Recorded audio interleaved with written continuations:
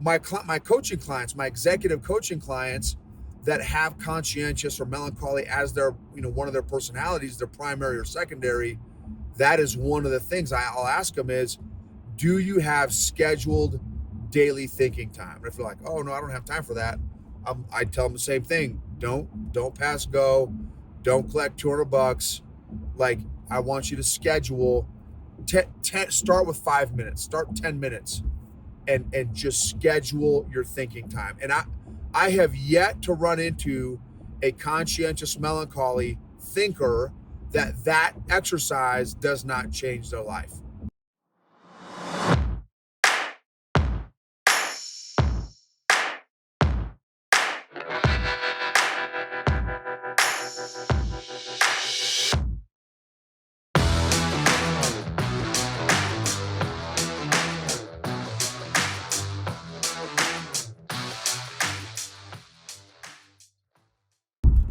EQ gangsters.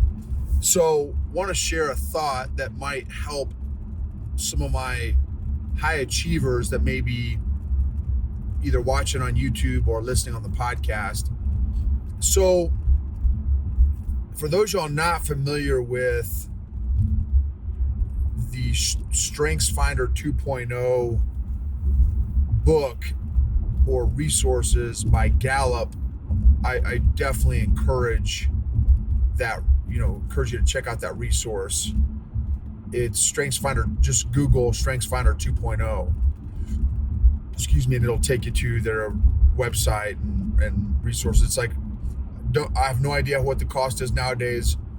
I have been using it for 15, 20 years now. So I took from the book a long time ago, but now they have a whole online resource and stuff, which is awesome. So I also want to give a big shout out to our homeschool program, classicalconversations.com/Gibbons, for sponsoring our my podcast and YouTube.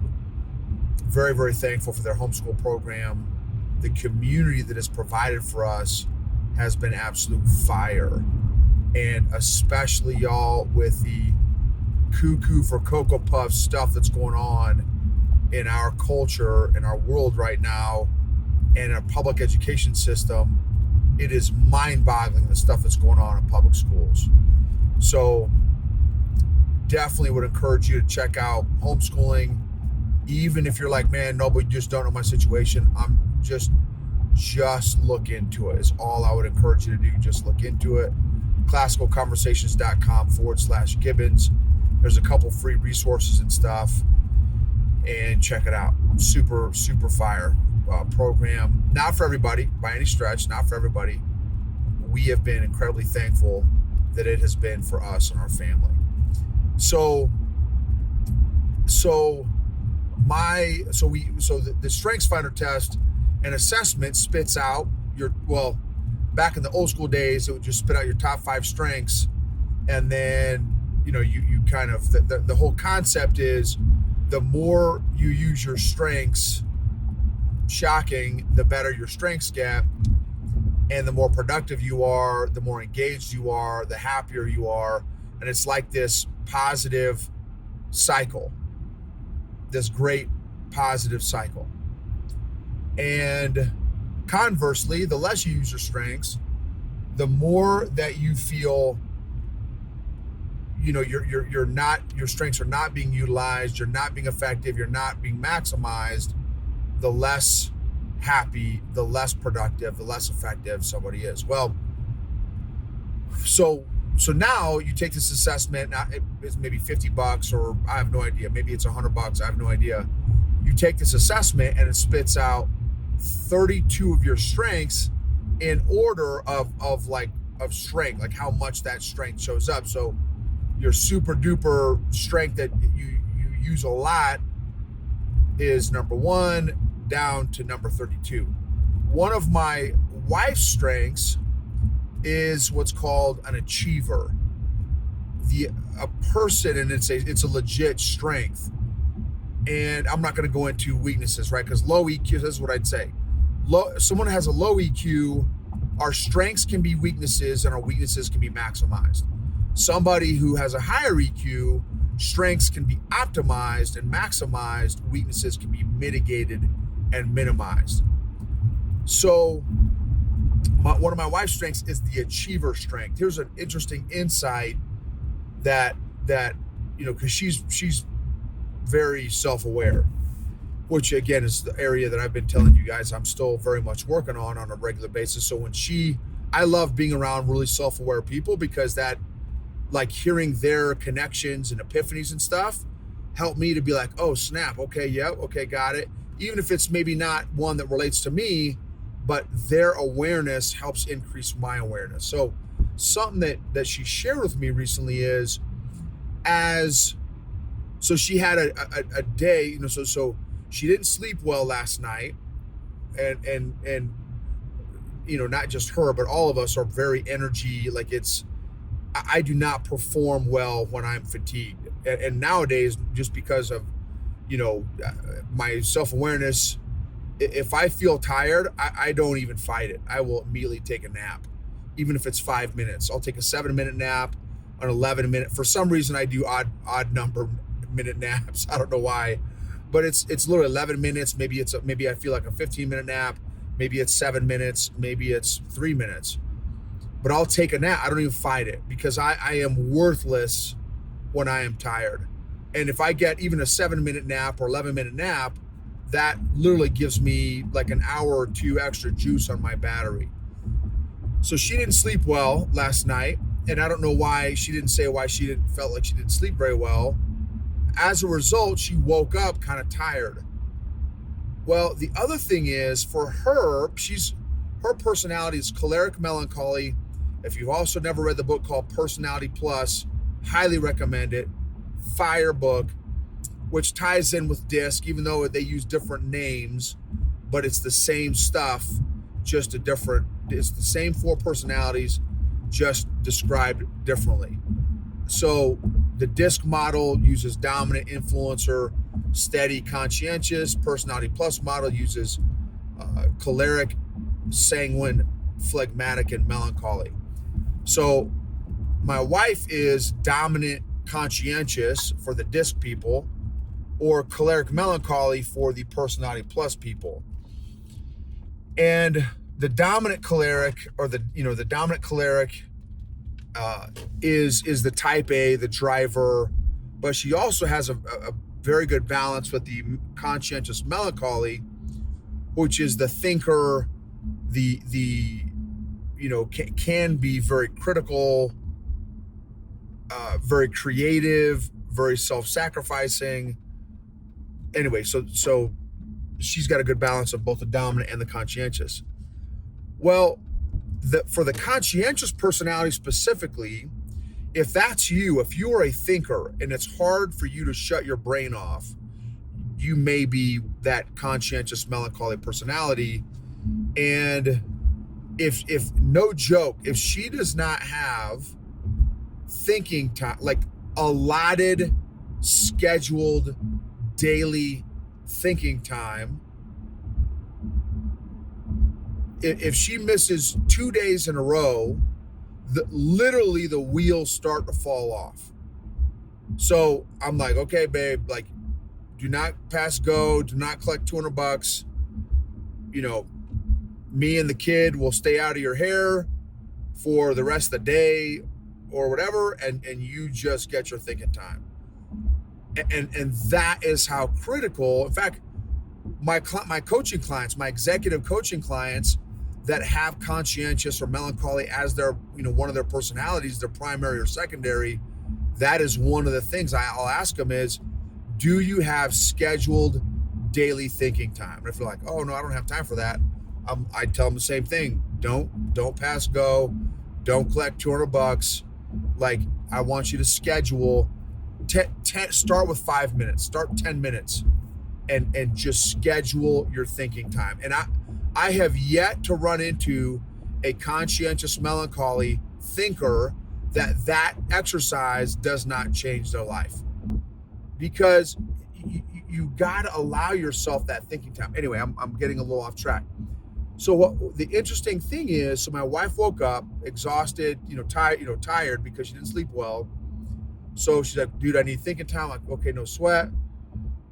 Excuse me. We had one kind of little social engagement. A buddy of mine from jujitsu, super dude, by the way, invited us over. We hung out for a couple hours, and then I had another social engagement to go to, a buddy's birthday party, who is a whole nother ball game. Cannot wait to interview this guy on the podcast. His name is Big Mike. I'm going to call him Big Mike. Life-changing story. Again, another sidebar. I went to Big Mike's crib, and then Mamacita went back home to get her thinking time in. Well, she sends me a message on Marco Polo. She's like, hey, dude, man, I'm just, tired, feeling a little depressed. And then what happens is, because one of her strengths as a dominant personality is an achiever, is they have a whisper of discontent in their ear every day that they are not doing enough. It's like a blessing and a curse. And I've got some extreme ones that I'm helping, actually coaching some of my corporate clients. They are so achiever oriented. Now, again, here's where EQ comes in. They're so achiever oriented, and some of them have lower EQs, that the only way for them to relax is by doing stuff. Like they literally, relaxing actually stresses them out. Now, thankfully, that's, again, my wife has very good self-awareness and self-management and stuff. And so she's aware of this stuff. So for her, again, she will make time to do that thinking time to help kind of, put down all those thoughts that are swimming around in her being, and the tasks and the thoughts and all that stuff. And then, but what happens is that when she was, because she's like, hey, dude, I'm tired, which makes me feel a little bit, and I was feeling a little bit depressed, and which also makes me a little bit unproductive. And for this particular personality, as a dominant choleric personality that is not productive, it even adds even more to the depression, because, again, a huge piece of them feeling significant and fulfilled and whole and complete is by accomplishing stuff, by achieving tasks. And so I just thought that was really interesting that those things were layered for her. The fatigue of not sleeping well led to some sluggishness, which leads to led to a little bit of depression, but equally led to a lack of energy, which led to not really being able to get engaged and productive in her tasks that she wanted to do, which led to because that achiever strength led to some more depression and kind of anxiety and stress, because of that constant drive to do and accomplish and achieve. It's a real thing, man. I've got another buddy of mine who's the same. A number of folks that I know, a lot of dominant personalities, the dominant choleric personalities, have achiever as one of their strengths, because those are the doers. They're like it. They're not, again, the primary, if they have the primary personality is dominant, and if they don't have a lot of conscientious melancholy, they would rather do than think. But because my wife is balanced, like 50-50, she needs both. She needs both the doing, and she also needs the thinking. She has to have both in her daily schedules. So anyway, just some really interesting insights of how that interaction between energy, between emotion, between strengths, how all of that stuff plays into it. So she's like, hey, you know what? I'm just gonna, I'm not feeling it today. So I'm not gonna beat myself up. I'm not gonna give myself a guilt trip. I'm gonna find a movie. I'm gonna veg out. I'm going to go on a walk, and then I'm going to come back and find a movie and veg out, and then get some good sleep tonight and wake up and make it happen tomorrow. So wanted to share that with you all. Thank you guys again for following, please would love it if you'd subscribe, share an episode with a friend or a colleague that you feel really resonates. If you wouldn't mind taking 20, 30 seconds to write a review on whatever podcast platform you're listening to. My goal is to help as many leaders and people as possible be as emotionally healthy as possible. Emotionally healthy people help heal other people emotionally, both personally and professionally. Their families, I'm telling you, the power of growing your emotional intelligence and getting emotionally healthier impacts not just the culture at work, it impacts the culture at home as well.